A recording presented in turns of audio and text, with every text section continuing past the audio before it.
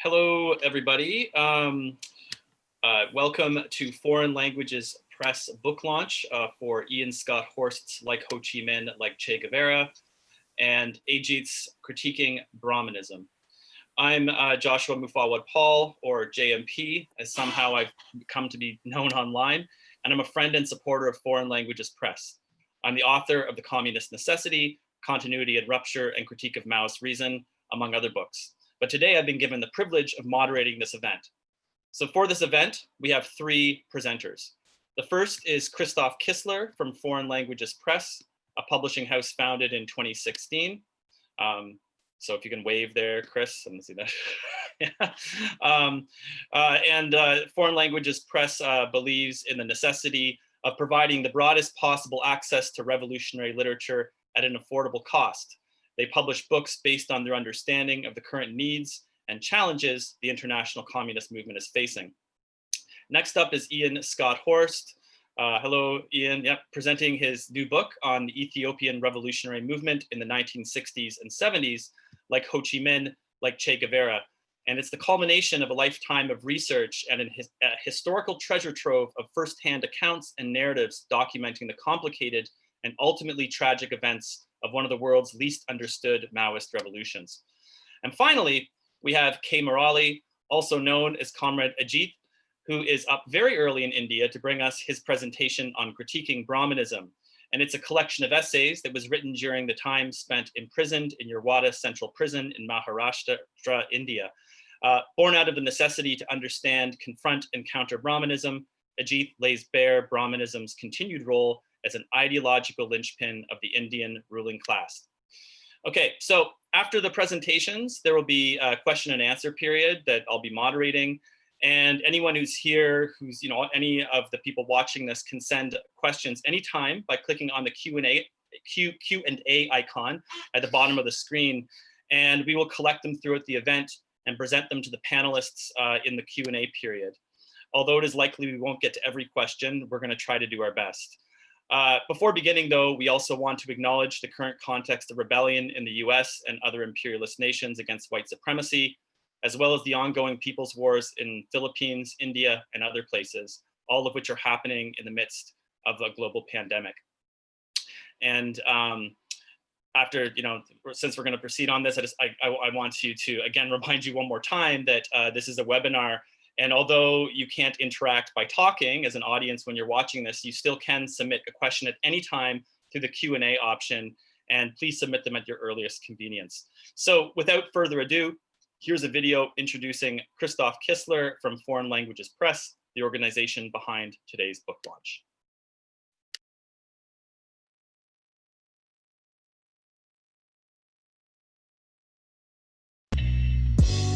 Our first speaker today is Christoph Kissler. Kissler became a Marxist at the age of 13. Since 2012, he's been actively taking part in the efforts to spread Marxism, Leninism, Maoism throughout many platforms, such as conferences, publishing work, and online news. Between 2016 and 2019, he worked in the Netherlands on translating key works of José María Sison, founder of the Communist Party of the Philippines, into French.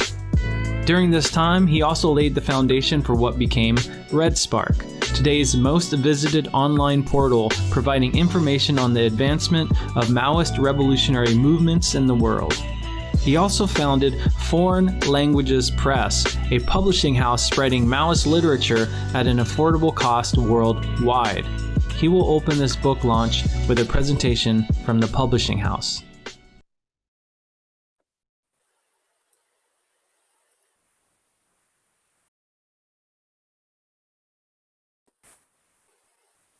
Hello everybody. So, dear comrades, welcome to the second book launch that we organize with Foreign Languages Press. So, before the authors present their new books, I'm going to say a few words in the beginning about our recent development perspective based on the books too. So right now, on the 5th of September, it's going to be the 4th anniversary of FLP. In those 4 last years, we've printed over 11,000 books, more or less. So our publishing house has been developing a lot, especially this last year. And even as we've grown and started new projects, we still want to be like committed to the founding principle of FLP, that's to spread Marxist literature around the world at an affordable cost. So with our growing, we are all the time exploring different ways or like different methods to reach more people. So like you might have noticed, but like last month we uploaded most of our PDF of our books on our website for free. Right now we are working on making ebooks also, which by the way, if you have like a Kindle or any kind of e-reader, just like please contact me, because we are still like looking for some people to beta test them. And yeah, so like in the future, we also would like to promote more the work of those comrades who've been recording audiobooks of our books. So yeah, but anyway, there's like 3 new way of like which we use to spread our books, PDF, ebooks, audiobooks. We still want it to be all the time like free. So like yeah, that's free and that will stay free. Now, from the beginning, like we always refused also to include any kind of profit in the price of our books. Basically, when you buy one of our books right now, we are paying the price it costs to print. You pay the fee, the store envy and PayPal adds to it. You pay like the shipping cost, and that's it. So like now, you know, we are 2 people working on that full time. So we've been relying on our savings, bits of income also, but we are kind of like close to reach our limit on that. So we've opened a Patreon page that we will share after the book launch for those of you who would like to support us with any kind of donation. And yeah, we would appreciate that. That would allow us to like keep on doing the work we are doing with FLP and publish books like the 2 that we are going to present tonight. Okay. So the books. The first one, Jan Scott Horst, like Ho Chi Minh, like Che Guevara, that was one of those books that when we received the manuscript, we read few pages and we were like, okay, we love it. So, because really, if you want to study the history of the left in Ethiopia, at least in English, yeah, you always end up having to choose in the end between like those books that will tell you how like the Derg was terrible and present you like the Western version of history, or you will have like the Soviet bloc / tanky version of history that will tell you that the Derg did nothing wrong. But what Jan made was to actually show us the unpublished history, the unknown history of like the anti-revisionist movement in Ethiopia, which actually is very rich and have a very complicated history of struggle. And I deeply appreciate the way Ian made that, because he tried to give voice to those who were part of the movement. Yeah, so he made like interviews, he translated published many translations of original documents. So when you will read his book, you won't end up having like the opinion of this one American guy on the Ethiopian struggle, but you will just read the words of the Ethiopian activists and fighters on their own struggle. Now, for critiquing Brahmanism, so obviously that was an incredible opportunity for us to work with Comrade Ajit and have his opinion, be able to spread his opinion on the question of religion. And he really goes beyond like the classical Marxist description of religion being like the opium of people. He provides a current day analysis of religion from an MLM point of view, because if you look at that mostly outside of the imperialist countries today, religion continue to play a role of keeping the people oppressed. If you take the example of like Catholicism in the Philippines and Brazil, Islam in Afghanistan and Turkey, and yeah, Brahmanism in India and Nepal. So Comrade Ajit's book is this kind of good example of a Maoist critique. It's thorough investigation through practice and study to understand actually the roots and history of Brahmanism in India and analyze its current manifestations. So yeah, I really like that with Ajit's book. It's like he shows us like it's not enough to just say like religion is a pacifying drug and like shout away with all gods, etc., etc. It's like you need to understand the history to be able to like provide a revolutionary antidote. Yeah. So as always, we invite all of you who write to submit your manuscript, or if you don't write, you can start to write. Since the last book launch, we've received really a lot of manuscript. Obviously, we couldn't publish them all, but we've read them all, and we've answered to all of you who send us one.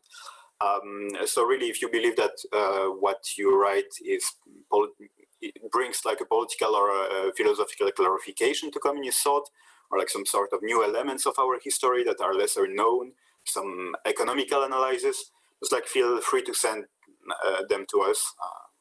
And you will have an answer. You can keep on following us via our website, our Facebook account.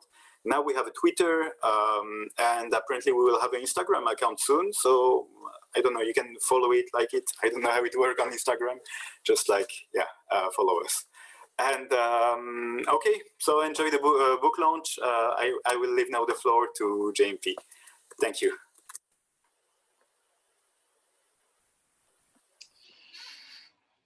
Okay, thanks, Chris. Thanks for the details about Foreign Languages Press and a close rundown of the books and your excitement for them.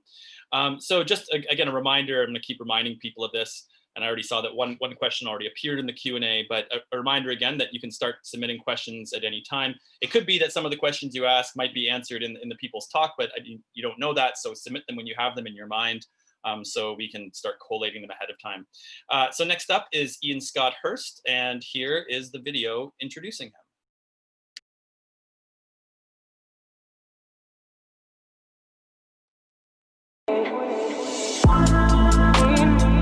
Ian Scott Horst is an independent communist writer and activist living in New York City.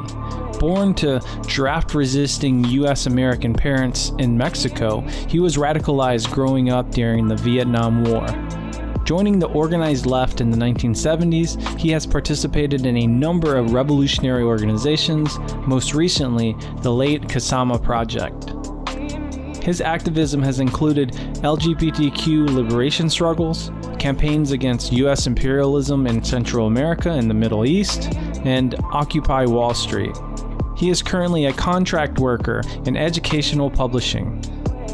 In addition to like Ho Chi Minh, like Che Guevara, his writing on Ethiopia is included in the second edition of the Palgrave Encyclopedia of Imperialism and Anti-Imperialism. Like Ho Chi Minh, like Che Guevara, is a culmination of decades of study and research on the Ethiopian Revolution. Ian maintains an Ethiopian research blog at this URL. Foreign Languages Press welcomes Ian to this book launch.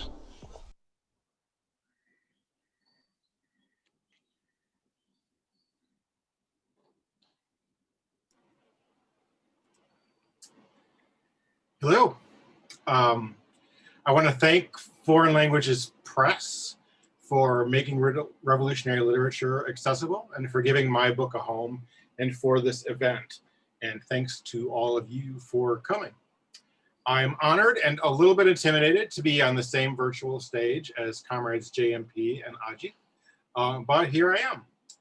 The title of my book, Like Ho Chi Minh, Like Che Guevara, is taken from a revolutionary song of the late 1960s Ethiopian student movement.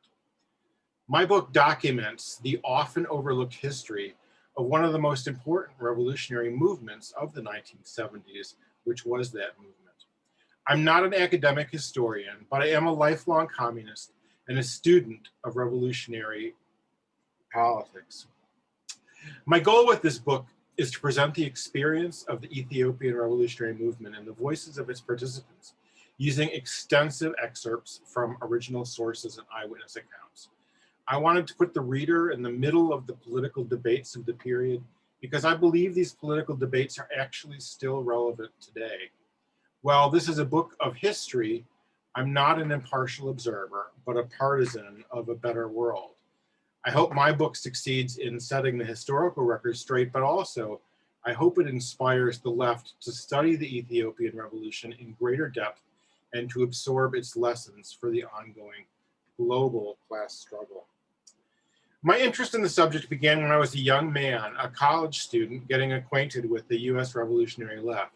It was the mid-1970s that I learned of the revolution in Ethiopia and the struggles of the Ethiopian People's Revolutionary Party, And I've been following and studying that revolution ever since.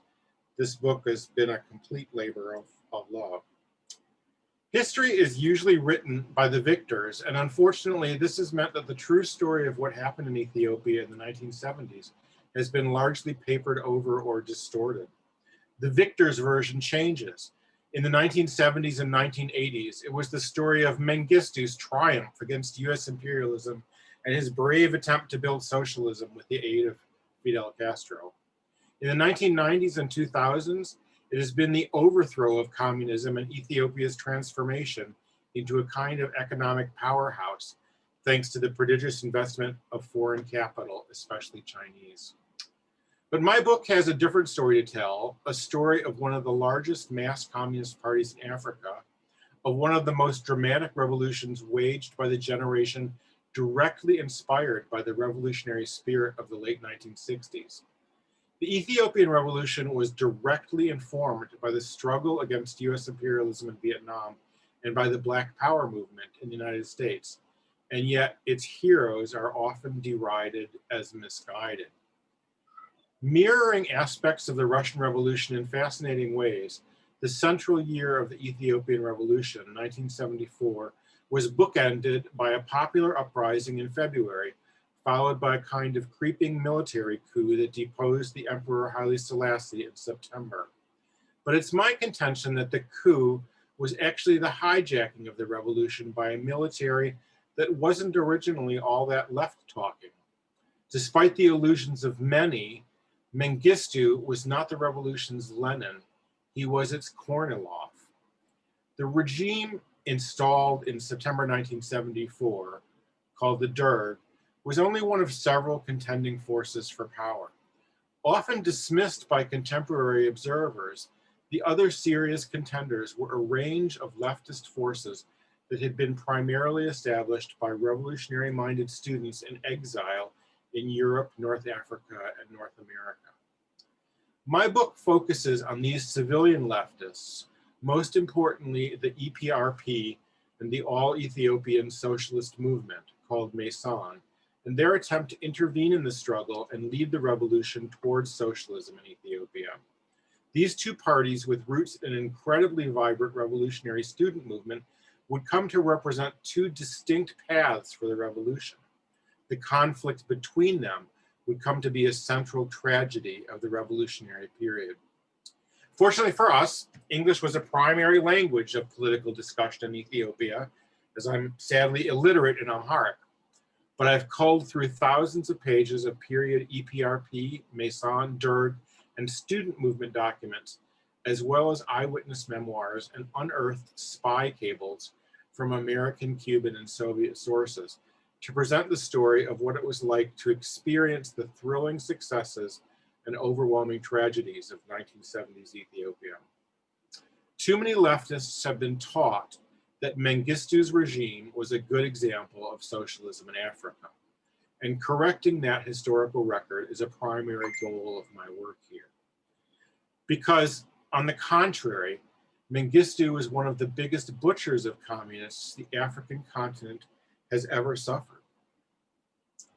I explore how Mengistu came to use socialist rhetoric for his own ends and how he came to be a close ally of the Soviet bloc.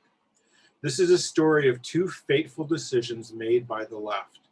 On Maison's part to enter the state apparatus, on EPRP's part to respond to state repression with armed resistance. Untold thousands died during the period of repression in 1977 and 1978, called by Mengistu the Red Terror.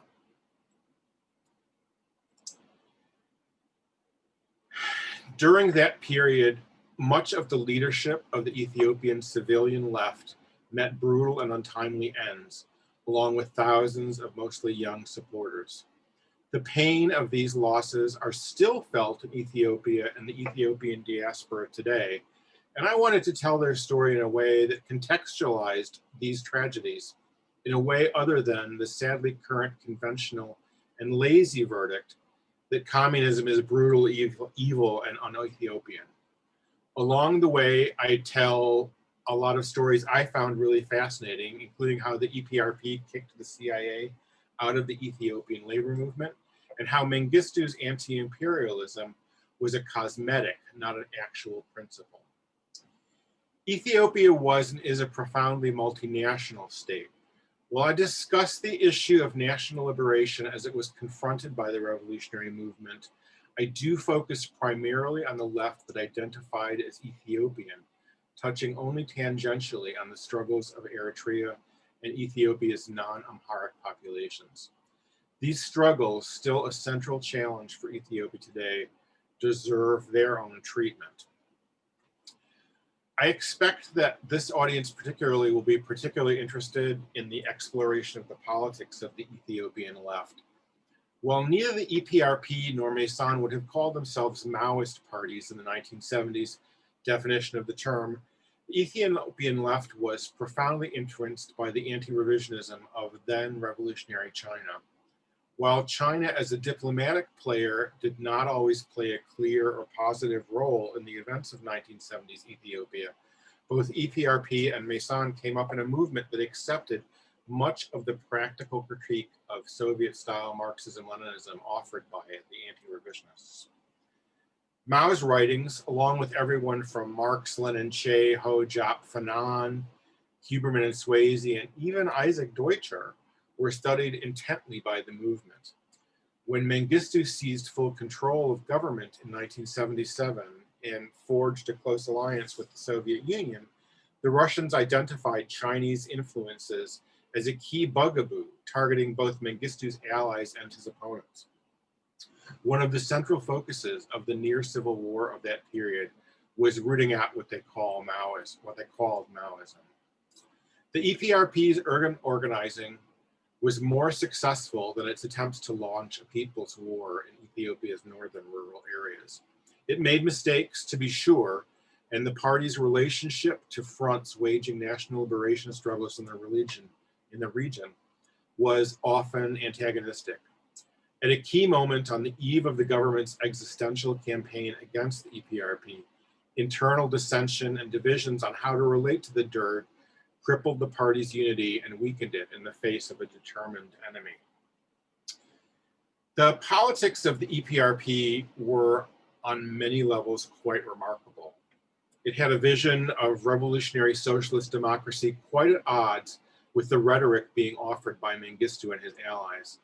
Confronted by a repressive state power itself using socialist rhetoric, the EPRP had to be clear in what it meant, and its 1975 program is a really extraordinary document. It talked about workers' rights to strike and about women's rights not to be confined to the kitchen. It was insistent on proletarian leadership of the struggle for new democracy leading to socialism and called for the reforms instituted by the Mengistu regime to be deepened. Let me conclude my presentation with a section of the party's 1975 program, and I'm quoting here. The Ethiopian People's Revolutionary Party is standing shoulder to shoulder with you to agitate and struggle for your cause. It is a lawyer at your side to support you, but never to replace you. The party is your right hand for revolutionary struggle. It is not a dictatorial force which usurps your leadership, pays lip service to your name and your just cause, engages in endless self-aggrandizement. Addressing the Ethiopian rural population, the program said, "Neither be deceived nor get disarmed by the way the land is said to be owned these days. Unless you safeguard your land through political power, which grows out of the barrel of a gun, it can be taken back by any contender claiming ownership by force. To make sure that land falls and remains under your control, you have to be your own liberator by becoming master of your own destiny." I'm grateful for the help of many comrades who offered me assistance and information to complete this work. Along the way, I have been honored to meet one of the EPRP's surviving leaders, Iyasu Alamayehu, who participated in a hijacking in 1969 that helped set the revolution in motion. And the story of that hijacking is included in this book. While the conclusions and narrative in this book are mine, readers will find a wealth of documents herein from the revolutionary movement that will hopefully excite them as it has excited me. There's a bibliography which I really urge people to consult, to read the sources that I discovered and to carry on the discussion further. We'll have some discussion time after Comrade Aji speaks. I hope you buy a copy of my book, of course, and support the continued work of Foreign Languages Press. Thank you very much for coming tonight, and I look forward to your questions and discussion and to Comrade Aji's presentation.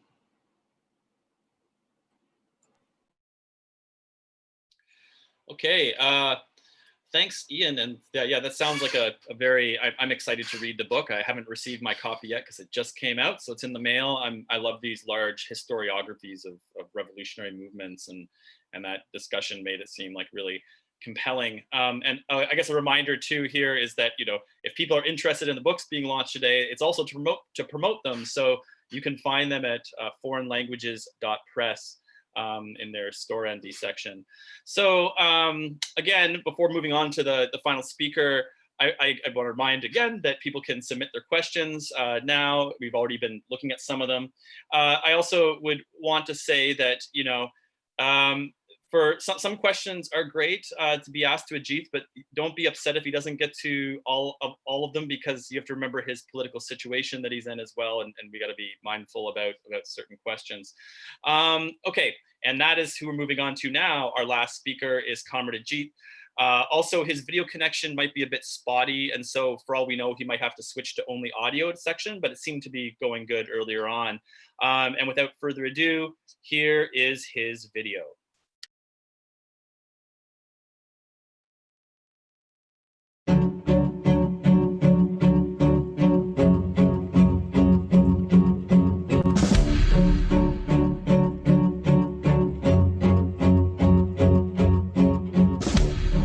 Ka Murali, or otherwise known as Comrade Ajit, is an Indian revolutionary adhering to Marxism, Leninism, Maoism. His political work upholds the politics of Naxalbari, which can be traced to the 1970s, when he rejected the revisionist politics of the CPI Marxists. While he was an organizer in a rural area, he was arrested in 1976 for an alleged attack on a police station when he was detained for 2 years during the fascist emergency. After his release, in the following 40 years, he played an important role in writing ideological essays on political economy, Dalit studies, Maoism, and the situation in the international communist movement, contributing to the unification of Maoist forces in India. Arrested in 2015, he is currently out on bail awaiting trial, accused of being associated with the CPI Maoist. Foreign Languages Press welcomes Comrade Ajit to this book launch. Hello, everybody. Thank you first to the Foreign Languages Press Collective and for hosting me in this, giving me this opportunity, and also to the host, Moffat Paul, who himself is a well-known ideologue and author of several books on Maoism. So to get on with the topic, I would first wish you, because today is Onam, a day of festivity in Kerala, and the myth associated with this day of festivity is quite relevant for the topic of my book. The story goes like this: there was a king named Mahabali, or Maveli in Malayalam shortly, who was quite just and generous and all that. The gods, Brahminic gods, got jealous of him, and they appealed to Vishnu, the stabilizer, the god of stability in the Brahminic trinity of Brahma, Vishnu, and Shiva. And Vishnu took the avatar of a dwarf, Vamanan, and went up to Mahavali and requested him for 3 steps of land, which of course was accepted. And then In a typical example of Brahmanism's treachery and deceit, Vamanan swelled up his body. With one step, he measured the whole of the earth. With the second step, he measured the heavens and the skies, and then turned around to Mahabali and asked him where the last step should be placed. Since there was no other place left, Mahabali quite generally said, to keep his word, that you can put it on my head. And Vamanan, this avatar of Vishnu, did that and pushed him down to the netherworld. So it is said that as his last request, Mahabali asked that he should be permitted to return at least once a year to see how his people are getting on. And Onam is a day when the Malayalis welcome back their old king, Mahabali, who has come to see how his people are. Now, that story in itself, as I said, is a very sharp, typical inherent to Brahmanism. But there is a sequel which is even more interesting, or more shocking, you might say. When the Modi government first came to power, Amit Shah, the then president, the present home minister, and then president of the Bharatiya Janata Sangh, the BJP, wished Malayalis on the day of Onam, not in the name of Mahabali, but in the name of Vamanan, who had pushed or banished Mahabali to the Netherlands. This, of course, there was a huge uproar and all that, and there was some apology and there was some statement saying that he didn't know the full story and all. This is obviously a cover-up.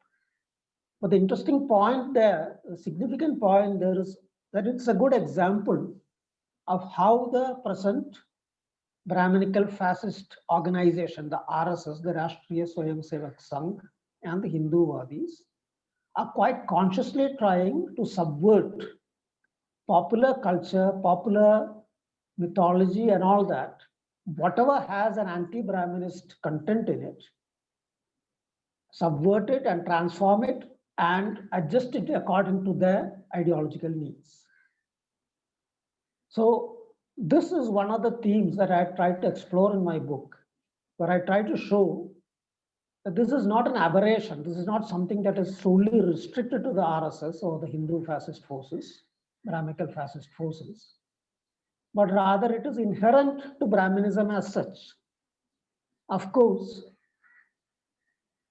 till a few years back, the version, the mode of Brahmanism that was dominant in the ruling class's ideological apparatus was of a moderate type. It was not explicit, but rather indirect. The transition from that indirect mode to an explicit mode is related to the legitimacy crisis of the Indian ruling classes.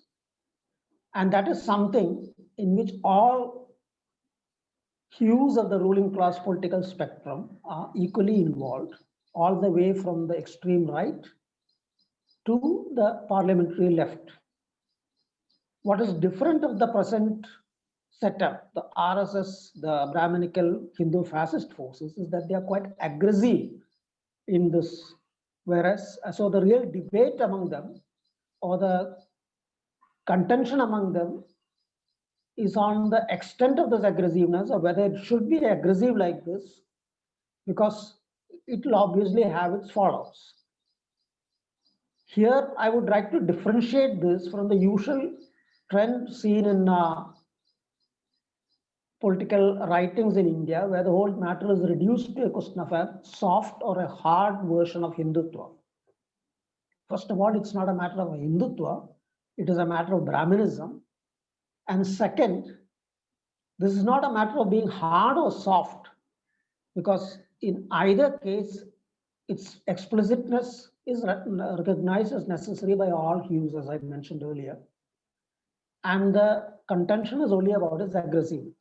So that is about the overall scheme of this collection of essays, dealing with various aspects of Brahmanism, as well as the propaganda being done by the arts.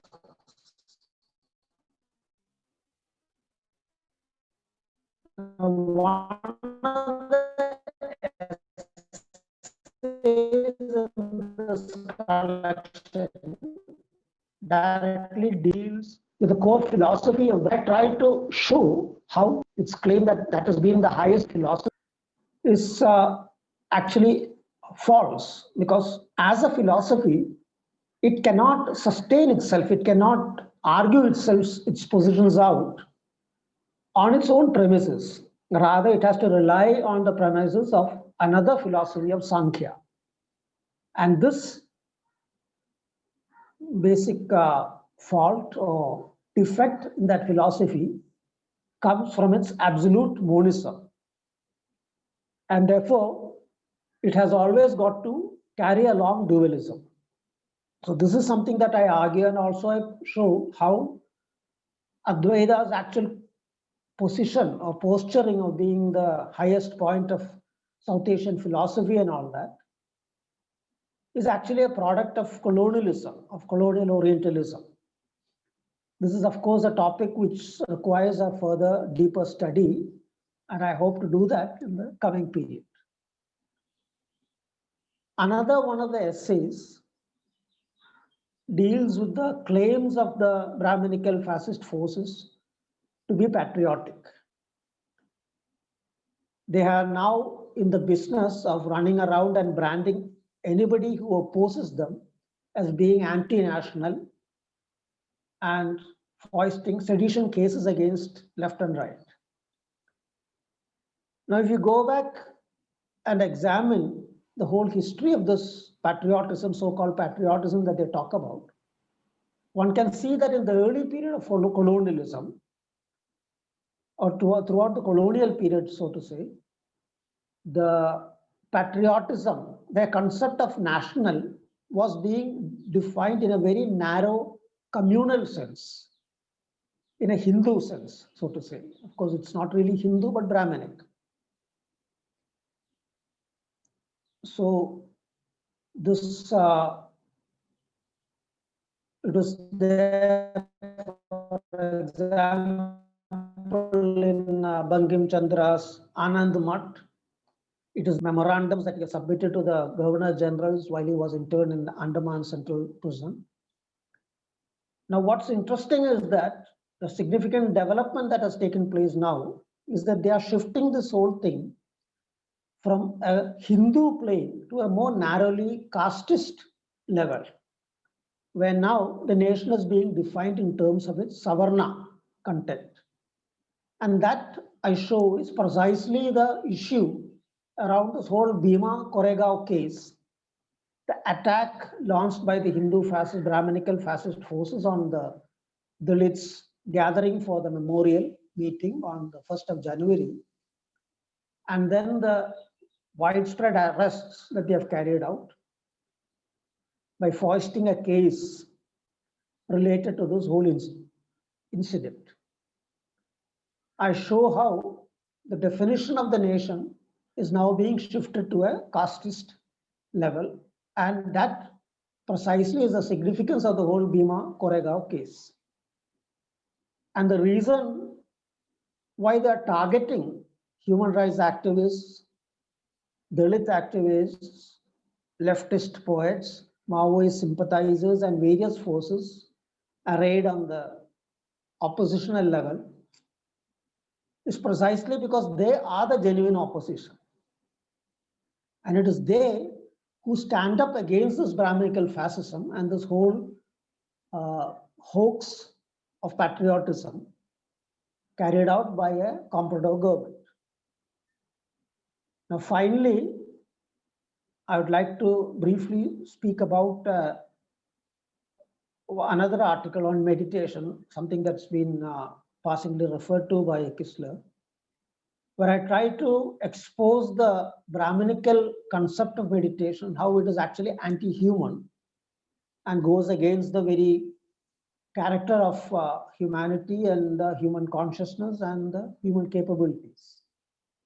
But at the same time, I also extend it to criticizing Idealism's claim on being able to address the spiritual side, as opposed to materialism, which it argues is solely interested in material goods and material welfare, comfort and all that. And I try to show how rather the opposite is true, and that one can understand the spiritual side of the human being only from a materialist basis. It is necessary to understand that aspect. It is necessary to address that aspect, because particularly in the present times where oppression and inequality and all sorts of injustices are increasing at a galloping pace on the one hand, and there's heavy suppression of all protest movements on the other. As a result, there is a large vacuum out there, a large spiritual vacuum out there, which has to be addressed not from an idealist or a religious standpoint, but precisely from a materialist, Marxist standpoint, a revolutionary standpoint, because it's only when we actually change this world that we can really, human beings can have spiritual and material solace. So this is the main point that I tried to advance in that essay. And then, of course, there are other essays dealing with the ethics of Brahmanism, its whole concept of Nishkama Karma, which it claims Nishkama Karma means work done without interest or what do you say, craving for the results, personal craving for the results,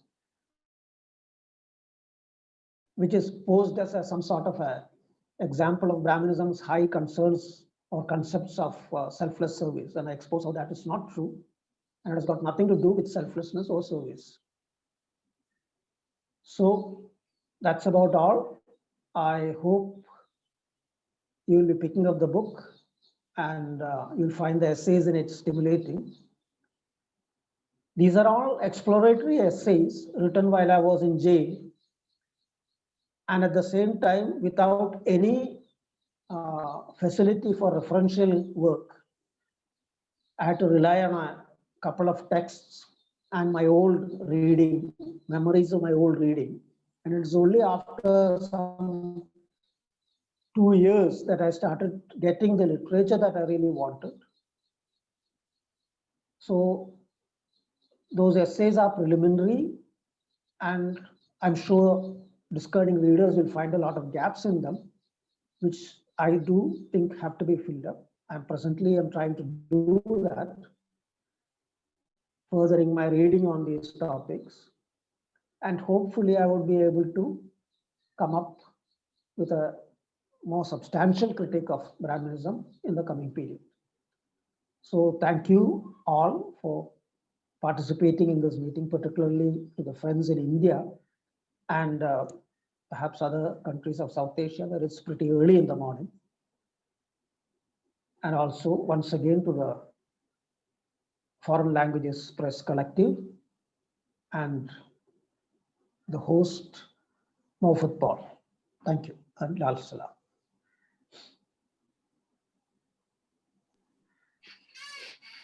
Okay, thanks, Ajit, for that.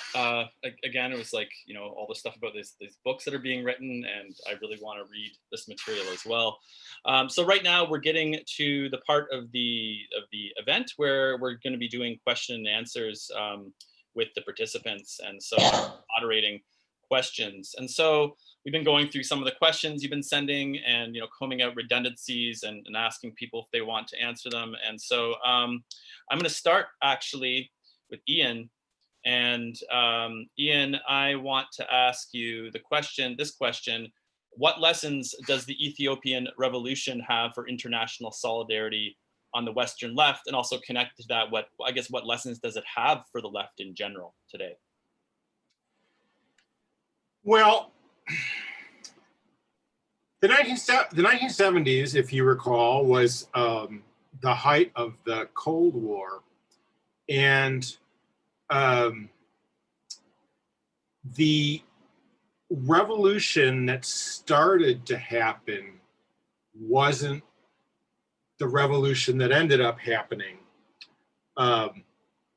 The student movement had identified imperialism as one of the major oppressors of Ethiopia, and assumed that resistance to imperialism would be a huge part of the struggle against the emperor. And then all of a sudden the emperor was gone, and the government that took its place almost instantaneously invoked socialism, although there were very differing understandings of what that meant. And this, this threw the left at the time in a bit of a quandary, because you had a national liberation struggle that had been very well known in Eritrea. And when that was fighting the emperor, the world left cheered it on. But when it was fighting a regime that called itself socialist, the left didn't really understand what to do. And the new communist movement at the time, to its credit, largely sided with the civilian left as they understood it. But that was a time of crisis for what was called the Maoist. That's a different idea of Maoism than what we have now. But it was a moment of crisis as they were dealing with the death of Mao and the events in China and the changing role of China in global politics. And I think that the whole left was kind of thrown off base. Unfortunately now, 40 plus years later, the younger generation of activists do not always, I mean, they don't have the opportunity to learn what the revolution really looked like. And that's what I hope my book corrects. Not everything that the Mengistu regime in those years did was horrible. There were literacy campaigns that were quite successful. There was land reform, which wasn't quite what it was made out to be, but it did break the back of feudalism. There were all sorts of nationalizations, and there was a war fought against Somalia, which US imperialism did wind up backing. So in one hand, Ethiopia was on the front lines of this struggle against imperialism, and the left rallied around that. But then it failed in its analysis of the nature of the regime, and allowed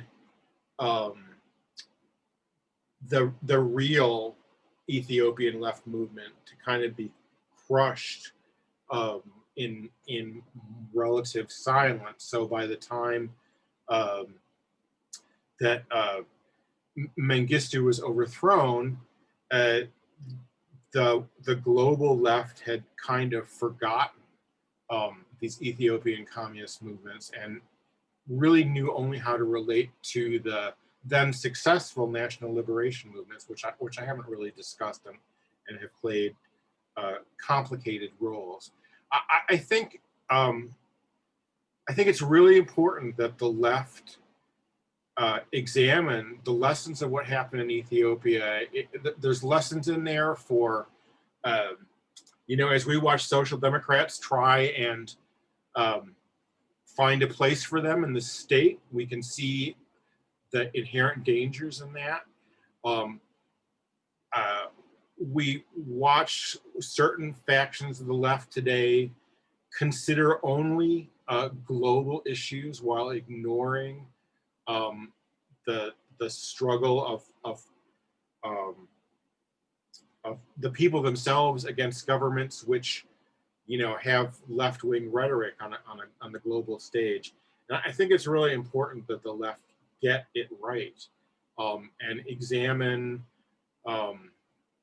I mean, fortunately, the Maoist movement has never been trapped by the European focus of parts of the global left, but it really needs to take up the examination of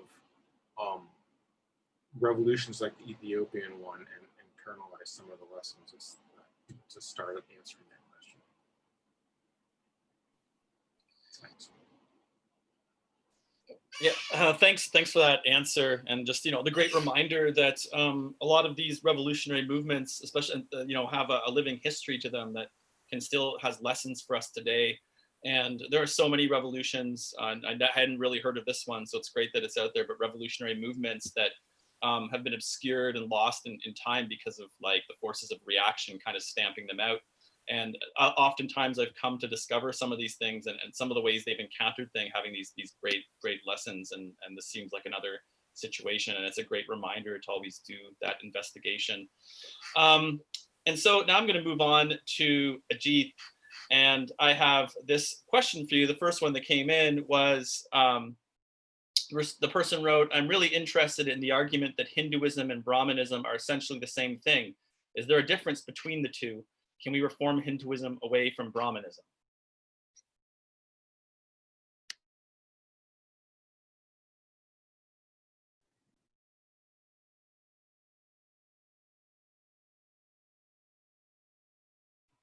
You need to unmute. Yeah. Yeah. Okay. Now, first of all, we have to keep in mind that this whole concept of Hinduism is a rather modern concept. I mean, it's a product of colonialism, actually, because there was no such thing as Hinduism or the Hindu religion in the whole history of the South Asian subcontinent. Yes, you can see references in ancient literature speaking about the Hindus, or you can see, for example, in French, India is known as a land of the Hindus or something of that sort. But there was never any religion like that. Rather, what you had were a lot of belief systems which did share some things in common. A great number of them had adherence to the Vedas, various interpretations of that, to the Upanishads and all that, but there was nothing, any common thing. There was no common priesthood. For example, the Brahmins itself, in one of the essays I point out, there is no such Brahmin caste as such. Rather, there are various castes who are broadly known as Brahmins.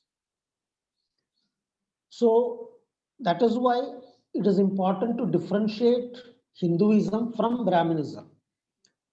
And the second thing is that you see that a number of the belief systems that now come broadly within this category of Hinduism were originally very sharply anti-Brahminic in their positions, vehemently attacking and criticizing and going against Brahminic norms. Now, in the present period, to what extent can we reform Hinduism or separate it from Brahmanism and all that? I don't know. It's not my field of inquiry.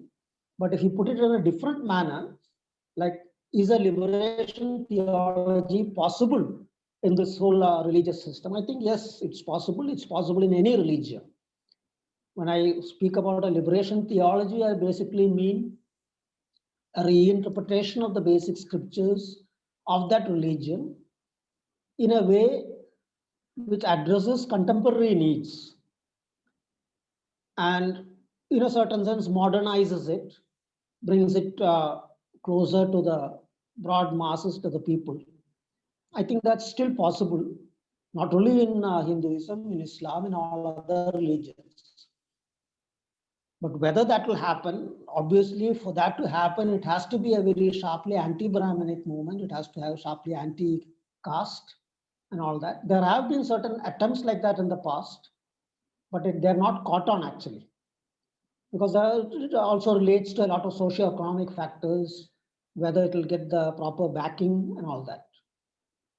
I mean, it has to satisfy certain needs and has to get the backing of certain forces. which perhaps in the absence of that, and there is also the thing that today it has to contend with another thing, which is there is another force here in this country, Maoist force, which has put forward a radical solution to the problems faced by the people, and which is quite capable of addressing the various aspects of their lives also. So this contention is also there. One has to keep that in mind. I mean, it's not like what it was in the past. That's all. Thanks. Yeah, this is a reminder of these kind of complexities of religion and the way that religion develops over time. And again, I'm looking forward to reading the full book about this as well, to be able to parse these issues in India. So I'm going to move on now to ask Chris Kistler a question, and that question is, where was it? After publishing Mao's selected works 6 and 7, what are your plans for publishing the rest? And maybe I can add to that, instead of just publishing the rest of Mao's works and plans, what are connected to publishing the rest of that series? What are your plans for publishing, I guess, also publishing in general in the near future? Okay. I believe that the schedule we made for the Mao 6, 7, 8, 9 is that by December it should be like all done.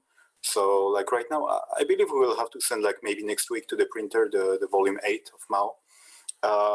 So it's basically done right now.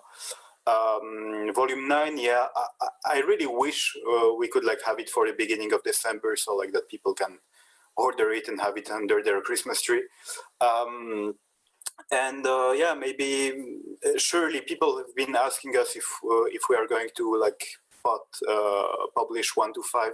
Yeah, I think we'll do it. Volume 5 is a bit tricky because there is the whole polemic about are the translation correct or not. So we will have to do some lot of research about that to make sure to like provide you with good translations. And in general, when it comes to publishing, well, this year we used to be like in previous years we used to publish like 1 book every 2 months. Right now we more like publish 1 every week. So we will continue doing like that. And we already right now are working on 2 new books of the New Roads series. We are working on 3 books of the colorful classics, and yeah, there's just a lot of things that we have to like I'm not sure I would even know, like because I'm not like working on all of them. So, like some other comrades are working on some of them. So, but I would say we easily have like in stock right now 10 books that we are going to print, publish before the end of the year. So yeah. Okay. So back to the question. We're going back to Ian again on that. Also, just a reminder again about the books coming out. They, as much as I said, go out and buy them earlier from foreignlanguages.press.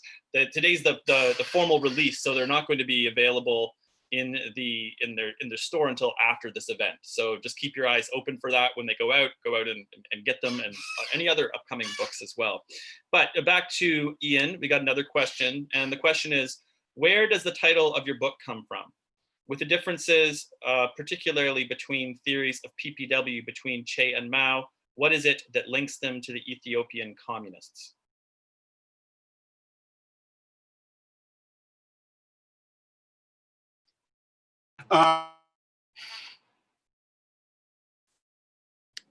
There is a discussion that I recount in my book. There was an Ethiopian student conference in 1973 where the leader of the faction that would become the EPRP, a man named Brahmanism Mescal, was having an intense conversation with the leader of Maoism named Haile Fida over what was going to happen. And Haile Fida says, well, the revolution isn't happening for another 25 years. And Brahmanism Mescal says, well, I don't agree with that. I think it's about to happen. And this was kind of a central difference in perspective on the Ethiopian left, which, to connect it to this question, they had been preparing for armed struggle since the 60s, when they recognized that armed struggle would be a necessity. They were intently inspired by Che Guevara, and that is the title comes from the song that they used to sing called Fano Tesamare, that invokes both Che and Ho. But they recognized some of the limitations of Che Guevara's practice. They had a critique of Focoism, and quite approvingly read what Mao wrote about People's War and rural struggle, and they had a whole discussion over the difference between legal and illegal struggle, and when they would have to move from one to the other. And because one of them was wrong and one of them was right, that the revolution was right around the corner, they didn't have the kind of time that they needed to sink down roots. They had been in negotiation with various revolutionary forces around the world for military training and assistance. A number of them got training from Palestinian in their armed camps in Lebanon, Iraq, and elsewhere. They had a base in northern Ethiopia called the Simba that was meant to be like the springboard for their People's War. But the revolution happened, and they weren't honestly as ready for it as they could be. And they soon gained massive urban support and really struggled to build a meaningful rural base. And so they were very clear thinking about their long-term tasks, but really confronted with this speeding express train of the actual revolution as it was unfolding. And that meant that all these abstract ideas about People's War and slowly building a relationship to the peasantry in liberated areas had to take a back seat to simply reacting to the unfolding of events. In the end, although the EPRP's military force, called the Ethiopian People's Revolutionary Army, survived throughout the 1980s, it was badly defeated by a competing revolutionary force in northern Ethiopia called the Tigray People's Liberation Front. And it never really recovered from that defeat, and was never really able to build the kind of base areas that a People's War would require. And that although refugees from the urban struggle wound up going to the countryside to pick up the weapons that they would seize from the Derg, they couldn't keep up with that. And then once the war started between Ethiopia and Somalia, Ethiopian popular opinion started to change in a way that favored nationalism and patriotism that really worked against the message that EPRP was trying to bring to the rural areas. And they had been really brutally driven out of the cities, horribly repressed. And this was not that long ago. And you can meet dozens of Ethiopians today who lost family members in that time and still remember it.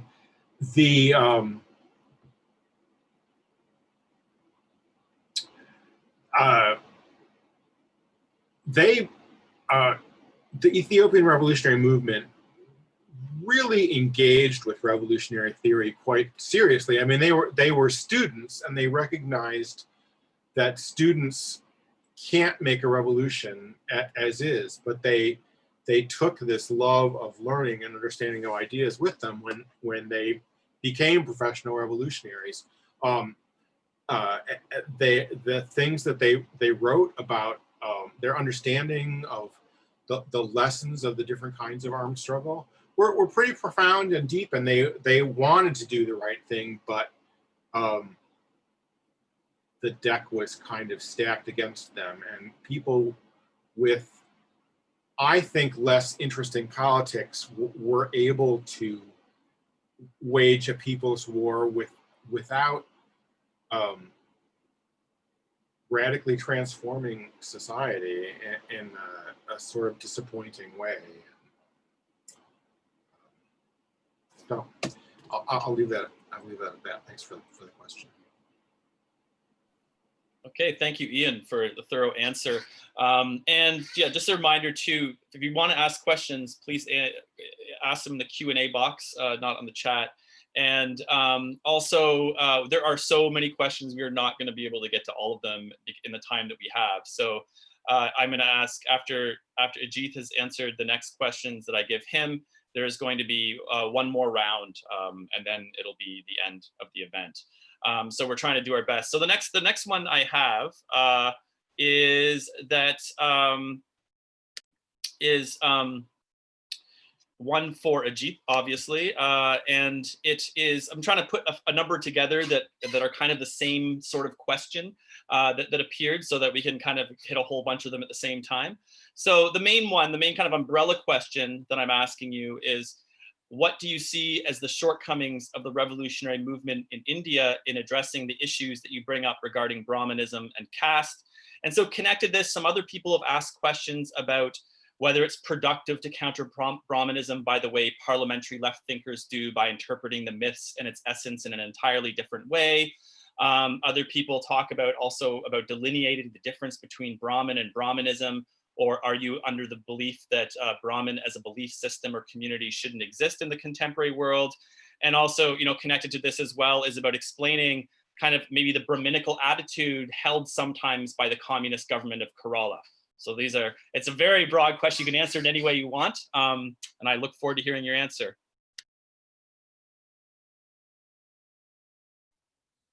Okay.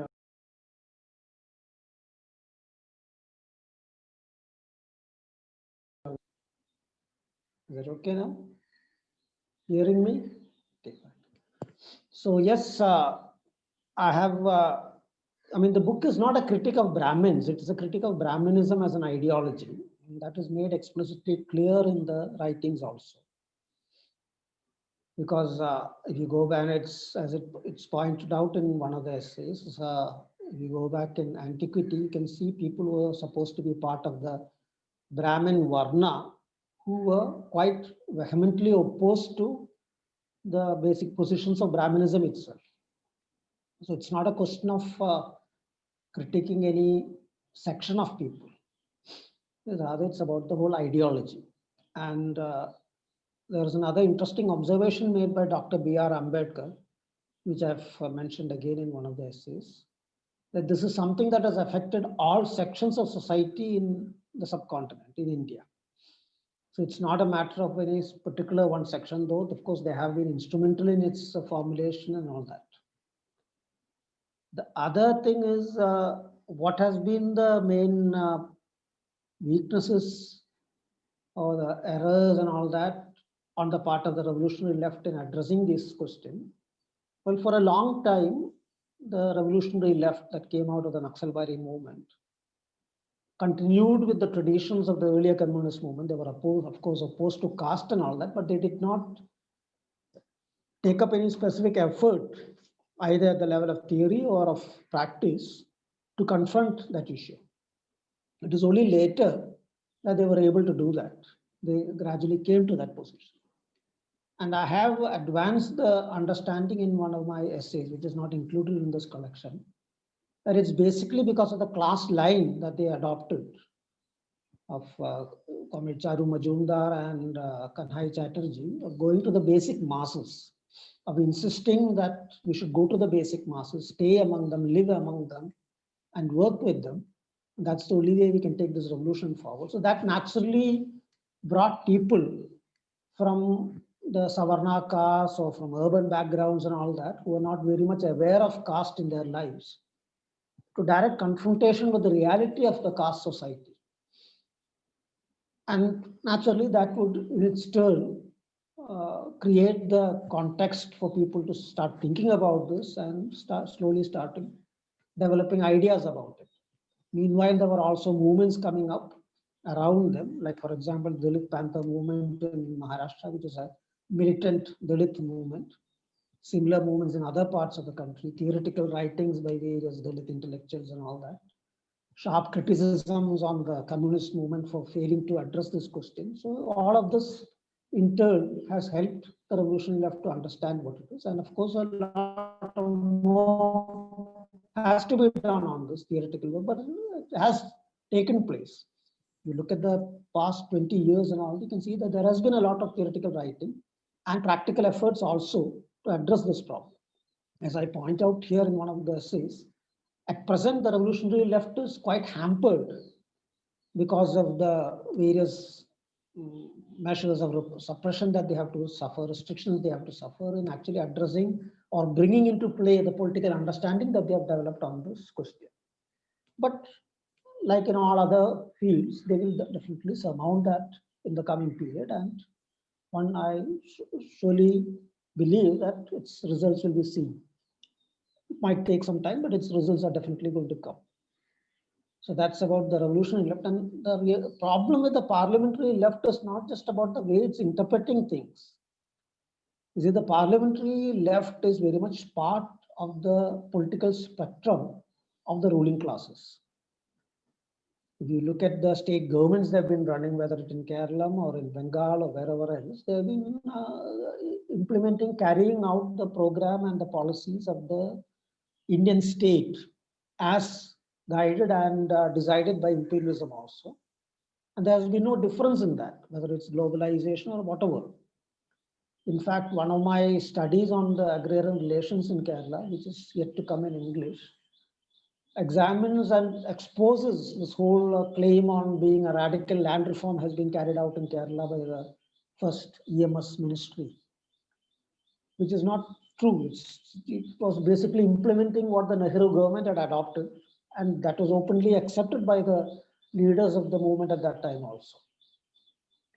So this is the essential thing. They are also part of this whole program of, what do you say, bringing forward an explicit Brahmanism as opposed to the indirect version that was there for a long time earlier. But of course, not in an aggressive manner. They have differences on that with the RSS and all that. That is the contention, as I said. It's not about this Brahmanism. So for example, they basically nowadays they try to position themselves as the true inheritors of the Gandhi-Nehru tradition. It is only they who are really representing the Gandhi-Nehru tradition, and that the Congress has gone over to soft Hindutva. And there is, of course, then the Brahminic fascist forces. Now, this whole Gandhi-Nehru tradition itself is centered on Brahmanism. It's you see, the particularity of Brahmanism, unlike any other theology, is that it's quite flexible in its very basic positions itself, its very premises itself. It allows for the existence of the other. Okay. It does not rule it out. Rather, it accepts that that is also true. This is unique. It's not seen there in any other theology. So this gives it a lot of flexibility. You can include all sorts of things while retaining your domination.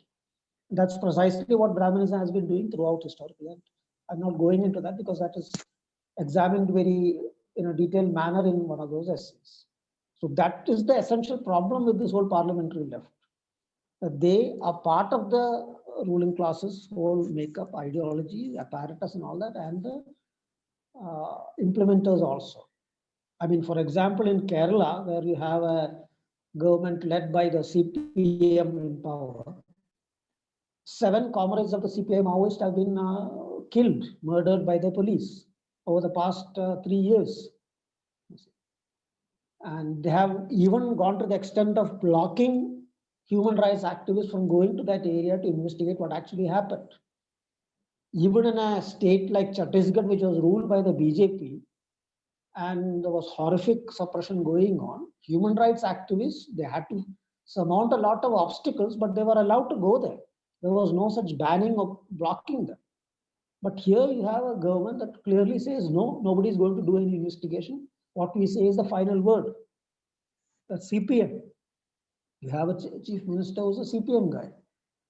So, I mean, whether it's politics or ideology or philosophy or any way you look at it, they are very much part of the ruling classes, and it's not a problem of this or that interpretation. Okay, so I think I've addressed all the main topics that you've raised. Is there anything I've left out? I'll speak about it later. Yeah, thank you for that. I gave you a really long, meaty question, and you did really dig into it, and it really gets to the idea that the book that you have it seems like it's going to be such a kind of an ideological an excavation of ideology, right? And I really enjoy reading that kind of thing. And so now we're going to just do one more round of questions. Again, we're not going to get to everyone because there was a lot, but our time is running out, and some of people are in places where the time is a very different time zone. We have to take that into account. So I'm going to jump back to Ian, and I'm just going to ask this time if the panelists, before it was great the amount of information you're giving, but I'm going to see if you can just be brief now, since we've got about like 10 minutes left. We can go a bit over, but let's try to maybe just systematize that. And I promise I won't ask the ones I'm going to ask unless aren't going to be really hard ones either. So the one for Ian is a very, very specific one for someone that seems to know a little bit more about this stuff, is why do you think the TPLF and Meles Zenawi were so much more successful in their campaign against the Derg than the EPRP? This is a tough question. The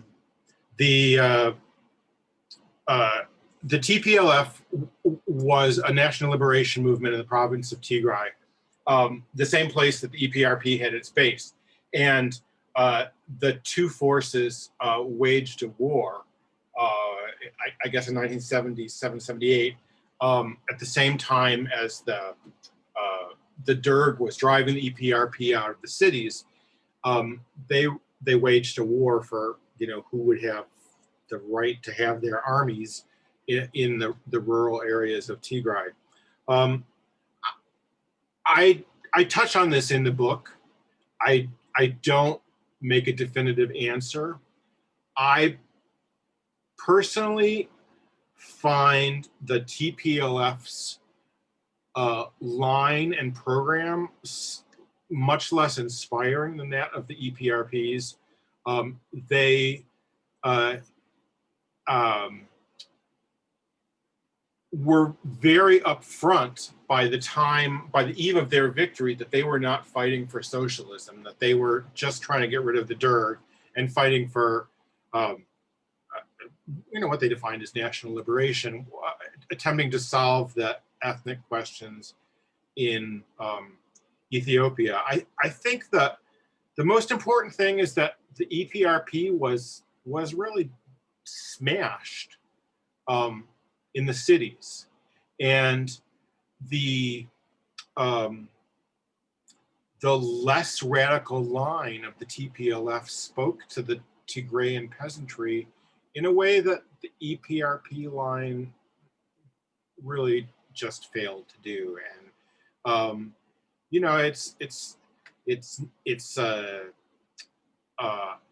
I think a weakness of the EPRP that they managed to not intersect with the desires of the rural population in Tigray, and that's a real failing, especially in a movement that said it was committed to the mass line. But on the other hand, the TPLF was quite ruthless in the sense of fighting for turf and fought the EPRP as much as it fought the Derg in those early days. And in fact, when it was victorious, continued repression against the EPRP. I mean, I think that's a tragic unfolding of events. I mean, I think it would have been better if they could have found common ground. I think if you look at the politics of the two parties, you'll see a kind of opportunist / nationalist line winning out, even though the core of the TPLF wound up adopting Hojaism in the 1980s. They really did not lead with communist politics. They led with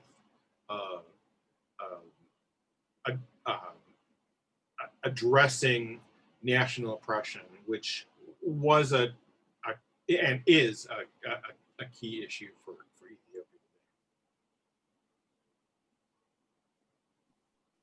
Okay, so question for Ajith, and that is the question that I'm going to read to you is what are Comrade Ajith's positions on recent developments in the international communist movement? It could be a really broad question, but if you have want to answer that in any kind of way that you deem fit in a very short answer at the end, that's your question.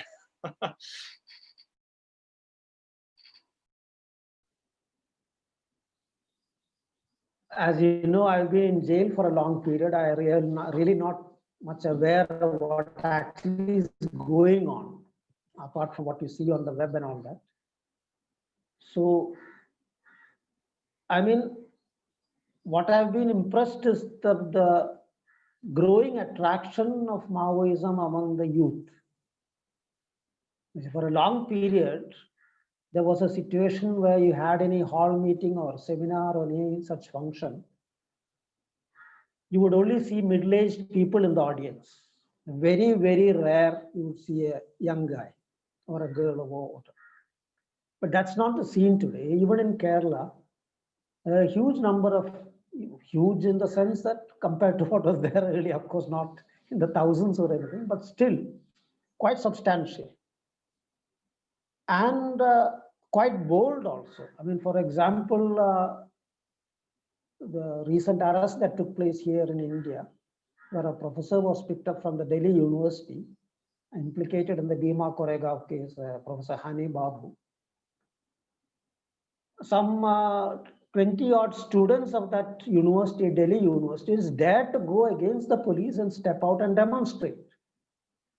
Where, according to what I heard later, a number of organizations which were earlier planning for that had backed off when the police threatened them.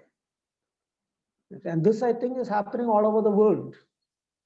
So it's not directly answering the question of what is the situation of the international communist movement as such, but I would say that it is quite promising. Things are definitely going to look up in the coming years, because that's the force that takes things forward, the youth.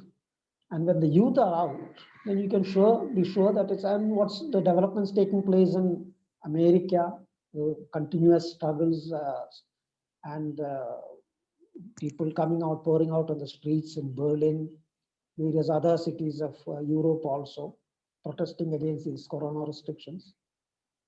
I mean, I don't remember the exact quote, but there is somewhere where Mao says that ultimately Marxism is a summation of class struggle, of all the struggle that's taking place in the world. That's not the exact words, of course, but something in that sense. It will be coming in one of the volumes that are going to be published by the Foreign Languages Press. I believe it's in the Mao Miscellany that I read it first. So you have the world in tumult and struggle, and the future of the international communist movement is definitely bright. But how exactly that's going to work out and what is going on right now, I have no idea, because I've been out of touch. Okay, so thank you for that answer. And just we're trying to wrap this up. So I got one question for Christoph, and that's just that since not many people are asking questions to him, I'm just going to ask one very simple one that we all want to know is, when will the book be available to buy? And then after you answer that, I got a question that's for both Ian and Ajit that was on here, and a very simple one for you to answer is, what's something you've been reading or studying recently that you'd recommend for others to check out? And after that question is, we'll conclude. Okay, when the book will be out? It's right now out, basically. Just let me. Yeah, it's out. So you can go on our Store Envy website and you can just like get it now. It's there. Okay, on to Ian first, and then Ajit, about what you've been studying and reading recently that you'd recommend others to check out. Well, I didn't really intend to engage in log rolling, but the truth is that I actually did just finish JMP's book, Critique of Maoist Reason, also published by FLP. And I found it really stimulating and challenging. It's definitely a polemic inside the Maoist movement that not everybody will find accessible. But having written a book that mined sources of revolutionary theater and theory and historical documents, this book has given me great pause to consider the relationship of people today to the theoreticians and the ideology and the artifacts of the past and how we relate to them in the future. And it's really set my mind in motion. So I'm actually very grateful for such a stimulating work. So there you go. Thank you for that. But also, yeah, I mean, it's like give more money to FLP. It's great if you buy it from there too. Okay, on to Ajit. The same question. Well, I haven't actually been reading anything like that in recent period because I've been mainly busy with preparing my book for publication. There's another collection that's also coming up, and I have to do some work on that also. So actually what I've been doing is scanning through titles, reading a bit here and there, and collecting things that I have to read. I prepared a huge list of books, and I've downloaded quite a lot of stuff, and I'll have to get around to reading it now once this work on the book is over, because there are a few other projects that I have to complete. There was a study that I had started while I was in jail, again related to this whole question of philosophy that I was talking about earlier. So I would like to complete that, and mainly it's the related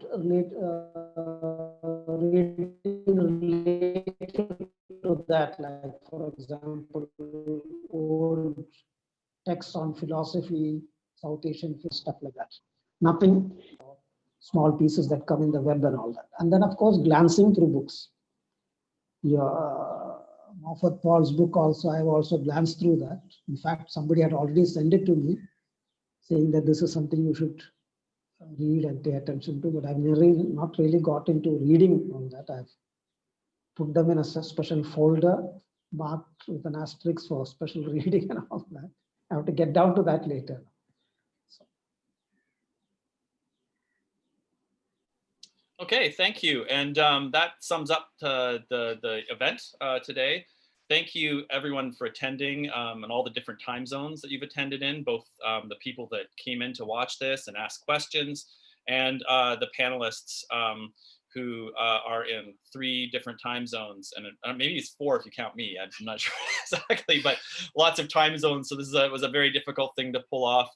And it was really great to hear the presentations, and I look forward to reading the books when I get a hold of them. And again, everyone who's interested in this, as Christoph just said, the buy links are up now on foreignlanguages.press. And if any of this interested you, just please go out and buy the books and support a radical press and support the dissemination of these really important studies and ideological surveys. So thank you and good night.